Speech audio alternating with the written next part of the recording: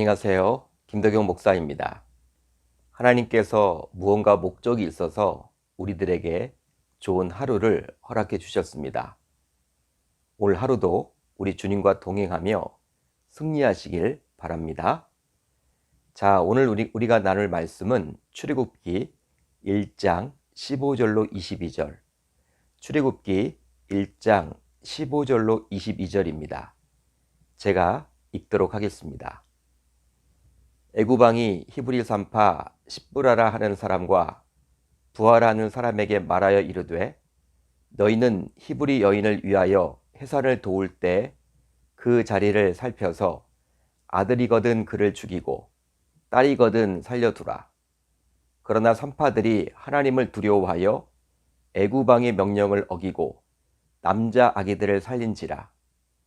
애굽왕이 산파를 불러 그들에게 이르되, 너희가 어찌하여 이같이 남자 아기들을 살렸느냐? 산파가 바로에게 대답하되, 히브리 여인은 애굽 여인과 같지 아니하고 건장하여 산파가 그들에게 이르기 전에 해산하였더이다 하매, 하나님이 그 산파들에게 은혜를 베푸시니 그 백성은 번성하고 매우 강해지니라. 그 산파들은 하나님을 경외하였으므로 하나님이 그들의 집안을 흥왕하게 하신지라.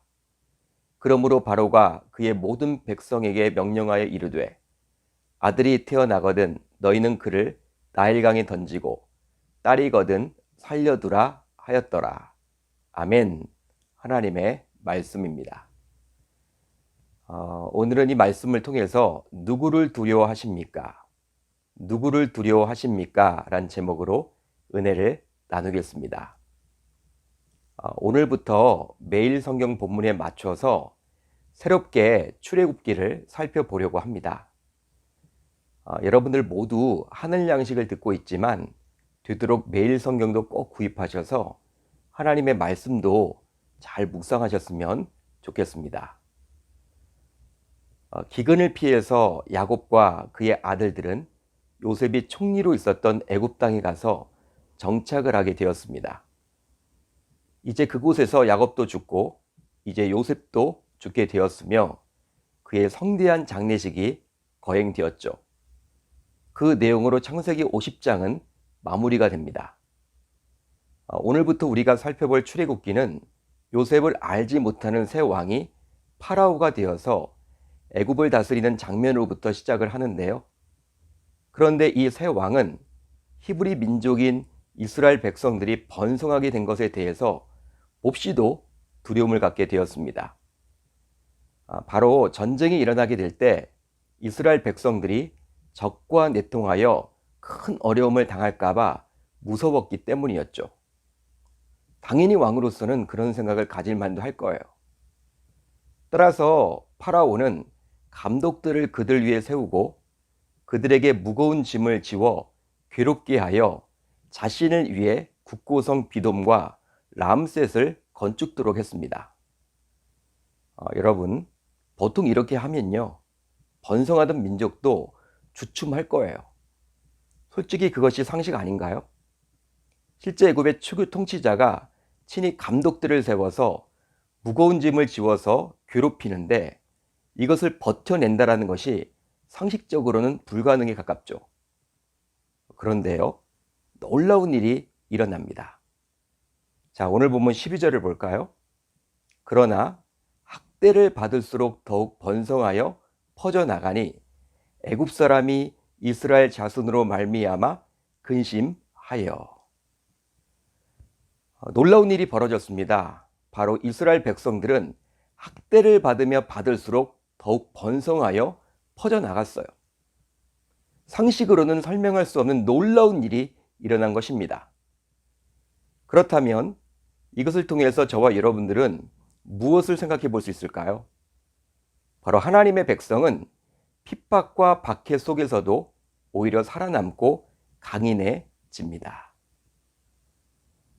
지난 2000년 기독교 역사를 잘 보게 되면 교회는 핍박과 박해 속에서 오히려 성장하고 성숙되어 왔음을 알 수 있습니다. 물론 일부 교회는 그런 핍박과 박해를 견디지 못하고 문을 닫기도 했지만 결론적으로 보게 되면 교회는 핍박과 박해를 통해서 성장한다고 해야만 할까요? 즉 그런 핍박과 박해는 일종의 성장통이라고 볼 수도 있습니다. 한마디로 교회가 말씀 안에서 온전히 서 있기만 하면 어떠한 외부의 핍박과 박해가 닥쳐도 그 교회는 이겨낼 수가 있는 것이죠. 한국교회도 마찬가지입니다. 일제강점기, 한국전쟁 당시의 여러 핍박과 박해를 통해서 교회가 사라지기는커녕 오히려 그런 핍박과 박해를 자양분으로 삼아서 한국교회는 커다란 부흥을 맛보게 되었죠. 물론 말씀에서 벗어나 있거나 세속화된 경우에는 그런 핍박과 박해를 통해서 교회도 사라지기도 합니다. 대표적인 교회가 바울이 개척했으며 디모데가 담임 목사였던 에베소 교회죠. 이 에베소 교회는 어느 순간 흔적도 없이 사라져 버렸어요. 그러기에 교회는 항상 말씀과 기도를 통해서 영적으로 깨어 있어야만 합니다. 왜냐하면 요셉을 알지 못하는 왕이 어느 날 갑자기 등장했듯이 교회를 둘러싼 상황과 환경은 언제든지 바뀔 수도 있기 때문이죠. 바로 요즘 우리가 겪고 있는 코로나 상황처럼 말입니다. 저와 여러분들 가운데 어느 누가 코로나19가 이렇게 지속될 것이라고 예측을 할 수 있었습니까? 아마 아무도 예측하지 못했을 거예요. 코로나 상황이 1년 넘게 지속되면서 한국교회도 큰 위기 가운데 있죠. 분명합니다.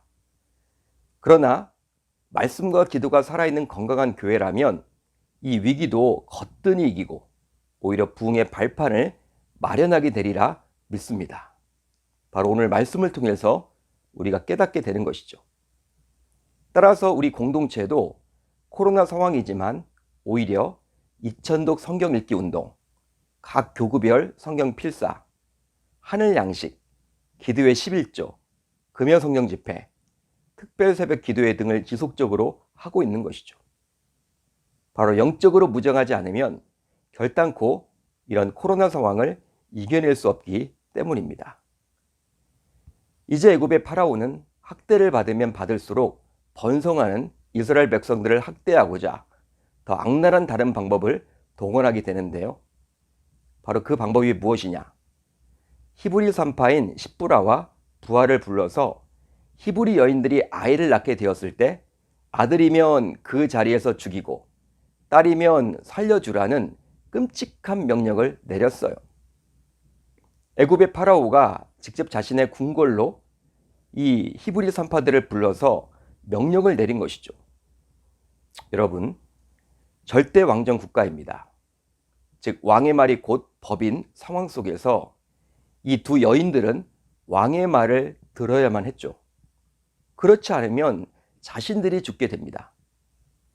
만약에 여러분들이 이 산파들의 처지라면 어떻게 했겠습니까? 참 결정을 내리기가 난감하겠죠. 쉽지 않을 거예요.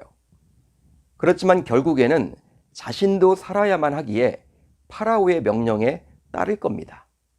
대부분이 그럴 거예요. 그런데 오늘 본문을 보면 산파들은 다음과 같이 행동을 해요. 자, 1장 17절.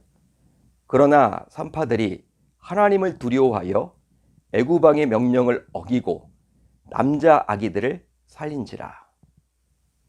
산파들은 애굽의 최고 통치자였던 파라오보다도 하나님을 더 두려워했습니다. 그러기에 파라오의 명령은 어기고 남자 아기들을 살릴 수 있었던 것이죠. 결국 이런 산파들에게 하나님께서는 은혜를 베푸사 이스라엘 백성들은 번성하고 매우 강해지게 되었습니다. 뭐라 할까요? 이스라엘 백성들이 번성하고 강해지는 데 있어서 하나님께서는 이 히브리 두 산파들을 사용하신 것이죠. 그렇습니다. 하나님께서는 자신의 나라의 확장을 위해서 당시 어떤 의미에서는 소위 아웃사이더와 같은 존재인 두 산파를 사용하신 것이죠. 바로 그들이 세상의 권력보다도 하나님을 더 두려워할 줄 알았기 때문이었습니다. 실제로 지금도 하나님께서는 세상보다 하나님을 더 두려워함으로 그 하나님을 선택하는 자를 통해서 자신의 일을 해 나가세요. 하나님이 그렇게 하십니다. 그래서일까요? 우리 하나님께서는 저와 여러분들의 신앙이 바로 이런 단계까지 진보하기를 기대하시죠. 그러나 보통의 경우 어떻습니까? 우리는 하나님을 믿는 신자라면서도 눈에 보이지 않는 하나님보다도 오히려 세상의 권력이라 할 수 있는 돈을 더 두려워하는 경우가 많죠. 따라서 이제 오늘 말씀에 나온 이 두 히브리 산파들처럼 저와 여러분들도 세상이 아니라 하나님을 더 두려워하겠다라고 다짐하고 결단하면 좋겠습니다.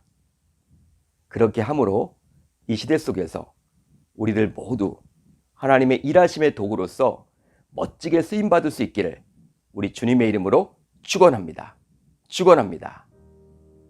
자, 이제 우리 공동체가 함께 기도할 제목을 나누려고 하는데요. 우선 세상의 힘이 아니라 오직 하나님을 더 두려워하게 하소서. 다음으로 병상에 있는 환우들과 회복 중에 있는 환우들의 완전한 치유를 위해서 함께 기도해 주시면 좋겠습니다. 오늘 하루도 이 두 가지 기도 제목들을 붙들고 말씀을 붙들고 기도하는 가운데 주님으로부터 얻는 힘을 가지고 승리하셨으면 좋겠습니다.